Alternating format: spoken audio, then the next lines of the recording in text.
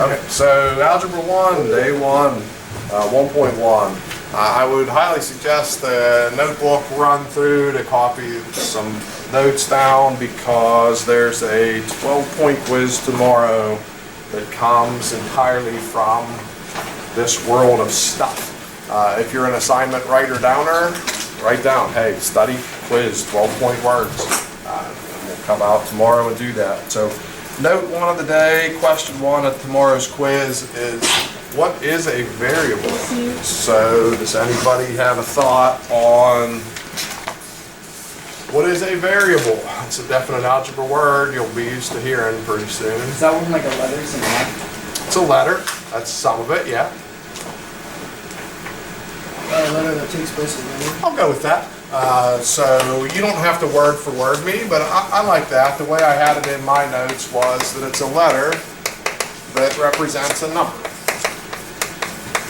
I think you used a different word than represents, but it's fine. We can wiggle with that. But yeah, if you just say it's a letter, I'd probably give you half a point. But it's a letter that represents a number. An expression.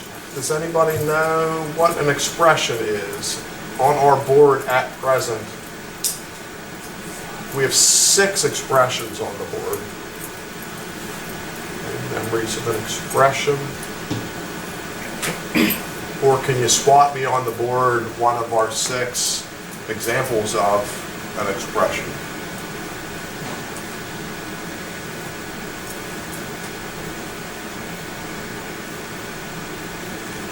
Yeah, see one? 5 plus x. 5 plus x is an expression. I'd agree. Somebody else somewhere on the board spot another expression marking about? X minus 10?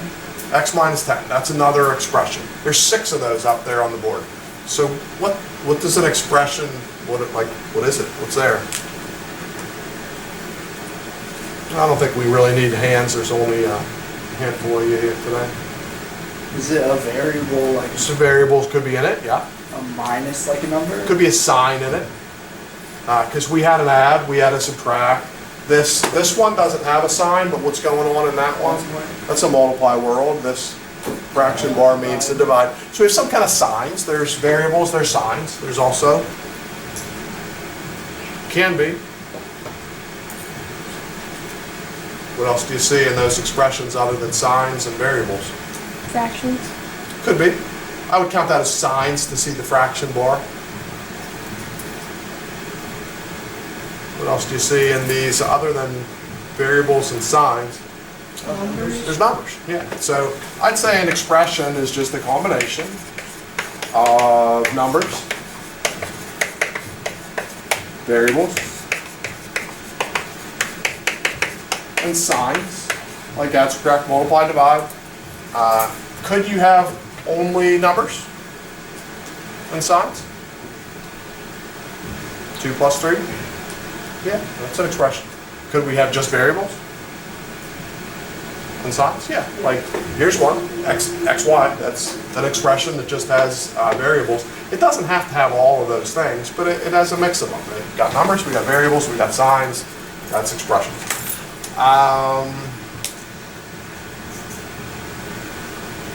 Let me skip the middle zone, I'll go to the bottom. If I ask you to evaluate an expression, does anybody know or remember, what does that mean if I'm asking you to evaluate an expression? That's what we're going to be doing in this zone of the board, which is probably off camera, but they'll survive. But this part of the board is us evaluating expressions. That part that's surely off camera, that's another portion where we're going to evaluate those expressions in a minute. Does anybody have a memory of what that's meaning for us to do? Like plugging in what the variables are? Yep.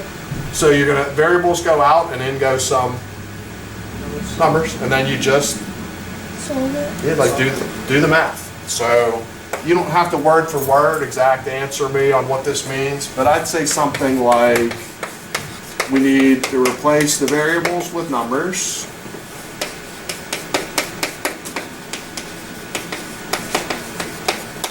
And do arithmetic or do math or some sort of a phrase that explains what we're doing, and we'll get around to doing that in a second. So tomorrow, said 12-point quiz. There's one. There's two. There's three. Here comes 9 more in a second. There's 4 operations of arithmetic. This isn't making a question, but it's leading us into 9 more points. Anybody know what I'm talking about if I start talking about the 4 operations of arithmetic? Add is one. Subtract, Subtract. multiply, divide. Multiply and divide. So this is going to head us to a 9-point world of information where I'll go a question at a time. So one 3-point question I'll ask you is, for adding world, what are some words that mean you are in adding world? Some. Sum. Sum is the answer when you add. That is a definite adding word. It's another word that if you see it in a story or situation, it means it's guaranteed adding time. More. More is a guaranteed adding word. I had 8 cookies, I got 6 more. It's time to add. Increase. Increase. The temperature was 80 degrees, it increased 6. That is a definite adding word. So tomorrow I'll ask you, give me 3 add words. Hit me with those 3. Subtract words. Decrease. Decrease. Instead of increase, we have decrease because those are opposites. And add and subtract are opposites. Another subtract word. Less. Less. Instead of more, we get less. It's time to subtract. What's the answer called when you subtract? Subtrahend. The subtrahend is half of the problem. Difference. Difference. The difference is the result we get. I won't ask you a subtrahend, and who's the partner of subtrahend? Minuend. Minuend and subtrahend are the numbers in the problem. I'm not going to hit you with those. We'll just let that go. Multiply. Answer.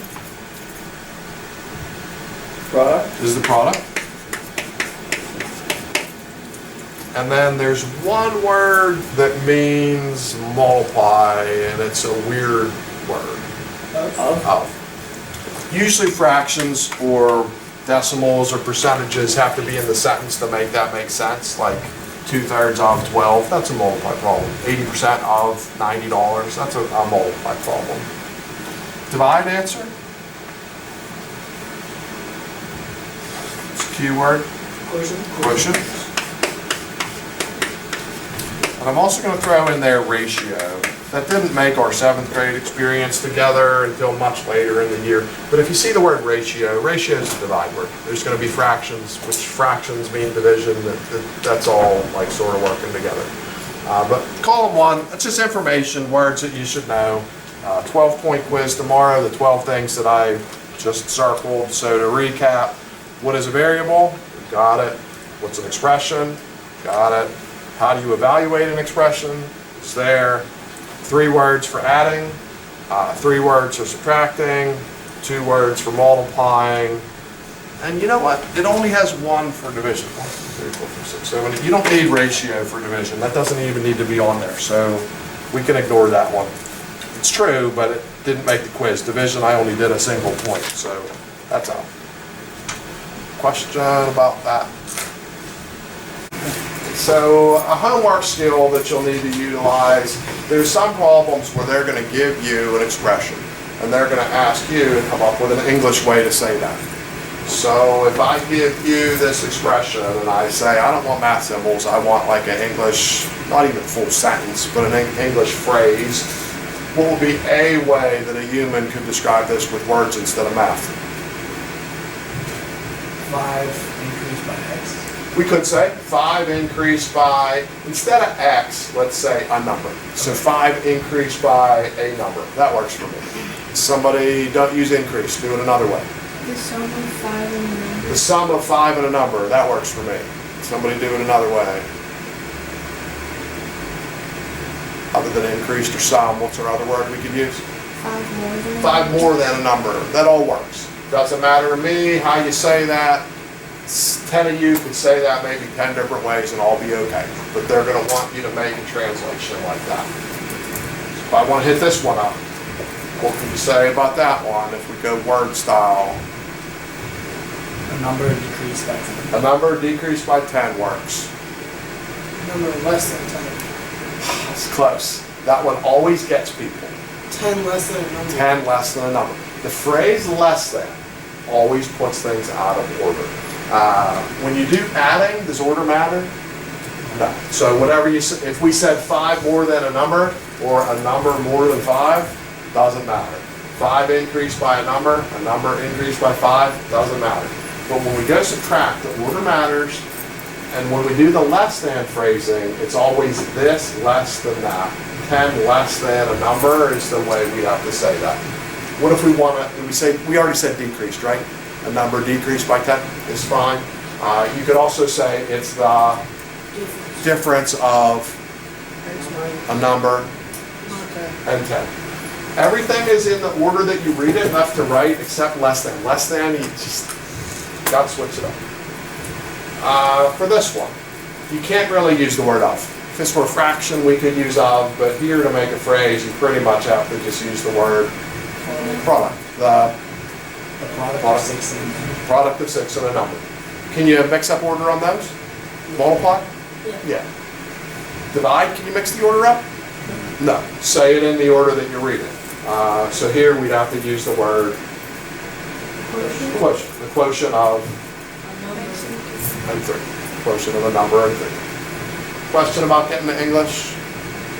I don't remember. I'll look at the homework in a second. I don't remember if they have you get back from English to algebra. But we'll look at that. We can practice that if that is in there. But I remember for sure there is some translation going on, math to English and vice versa. Question on that scheme? Evaluating expressions, again, it just means we're going to replace the variables with numbers, and then we're going to do the math that presents itself. So what did we say was happening here, because they're side by sides? That's a multiply. So if I come in after the fact and say, oh, by the way, x is 3, y is 4, you just shoot me back 12. I don't think you probably need to show work for that. I think you just kind of like do it. If I say x is 2/3, y is 3/4, now maybe we're showing work, maybe we aren't. Different people are in sort of different phases of life. But if we have 2/3 and 3/4, and we're multiplying, it would be a half. How did the fast people do that so fast? Would you probably do? Probably cancel. So multiply lets you cancel the 3's. It also lets you cancel 2 with 4 to leave you 2. When everything's gone, you just have to leave a 1. So you might get a half by canceling. If people hate to cancel, you can also multiply by going straight across. You get 6/12 for a second. Would you still land on this? Yeah, you just have to reduce. We'll reduce everything. In algebra, I no longer care if stuff is improper. So if you get an answer like 7/6, leave it 7/6. If you want to make that a mixed number, then you choose to do that. I don't really care. But if you can reduce, I'd want you to reduce. So you turn in a paper and you've got 10/7, 10/8, 8/10, 7/10. There's 4 answers on your paper. How many of those answers am I happy with as they sit? 2. Which 2 are perfectly fine? Perfectly fine? Perfectly fine. What should that one become? 5/4 I would take. I would also take 1 and 1/4. That's all the same to me. This, you could also make it, but you don't have to. This, you definitely would have to change to be 4/5. If you want to go crazy and make this 0.8, I don't care. Fractions, decimals, whatever. Doesn't make any difference to me. But if it is a fraction that you can reduce, you have to reduce it. Whether it's improper or proper, reduce. But if it's just improper but not reducible, I don't care. Doesn't matter. Question them up that. So here's a meaner one. If I stick whole numbers, it's not so mean. But if I go a plus b, so far I'm thinking 12 is 5 plus 7, gets me 12. Divide by 8. This would probably be my first thought. Just put 12 on top of 8 is probably the easiest way to get that position. But there's a better answer than 12 eighths. Close. 3 over 2. We can divide those both by 4s. So top is 3, bottom is 2, but it's going to have to stay in top. Question about that? This one's going to take some work for pretty much anybody. Because if I want to do a plus b and it's half plus third, it's not super likely very many people are going to do successfully half plus third without writing some stuff down. Because if you're adding fractions, you have to make common denominator of, in this case, 6. And if you're going to change the bottom, you have to change the top. 2 gets you 5 over 6. Could some people do that in their head? Probably. But is it a good idea to do all that in your head to get 5/6? Hold all that in your head because you still have to divide. We're not done yet. We did the a plus b part, but now we have to divide by 1/4. So I don't think for most Algebra 1 people, it's a great idea to do all that math in your head and try to hold it. And then remember, you got to come back still holding that to divide by 4 and work that out. You're going to be better to jot some stuff down. Divide fractions, how's that go? Flip the second fraction. Divide changes to multiply.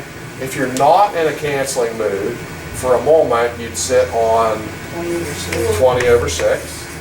If you are in a canceling mood, once it's flipped, who could cancel who? 4 could cancel 6, leaving 2 and 3, which would get you to settle on, keeping in mind that one's flipped.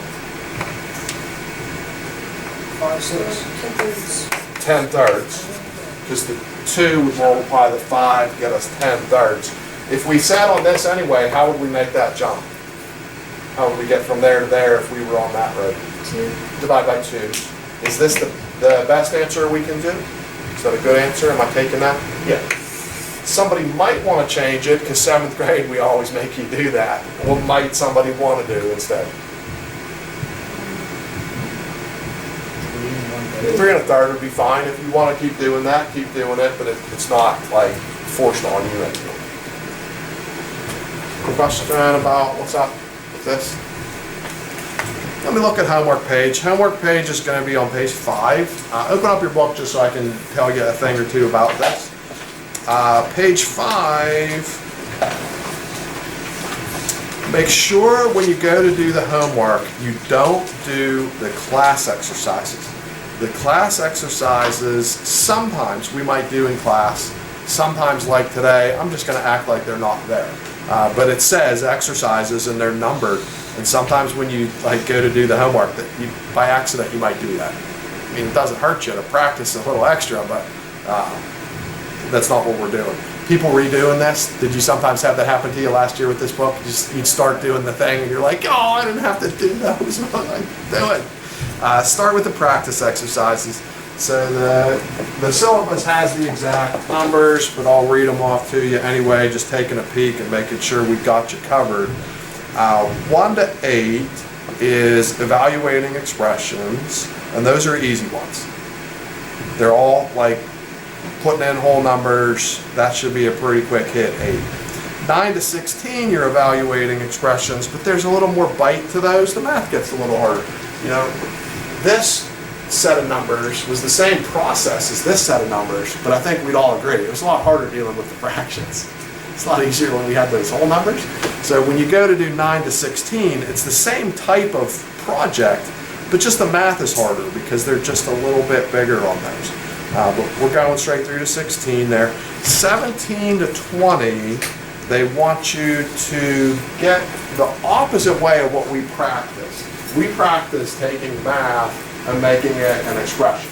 They're going to take an expression and make it math. Does anybody need me to make up some stuff to do that, or doing it the wrong way? Did that give you enough of a feel for that project? We're all good on that? Because they're going to say stuff like 5 more than a number, and they want this out of you instead of the direction we're arguing. 21's group, we're back to evaluating an expression.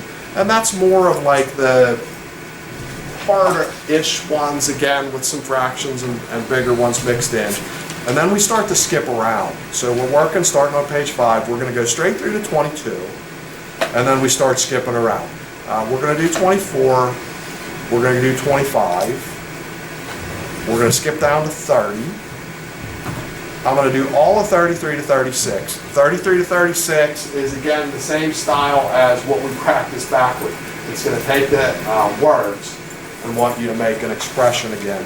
And then we're going to go 42. Most days, most lessons, most homeworks, I'll throw in one problem at the end that's like harder than the rest of them. All I'm asking for you to do there is try. I'm not expecting on number 42 that every person's going to get that right. If you do, great. I'm surprised and happy at the same time.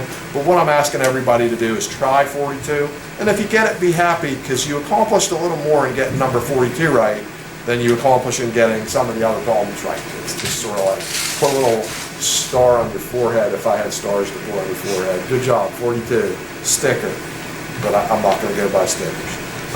But 42, try it. If you get it, great. If you don't, life will go on. But give it a try. So summary again, page 5, syllabus has the numbers, 12-point quiz, and we've got like 15 or so minutes to get a jump on that. Anybody have any kind of question before we hit the stop?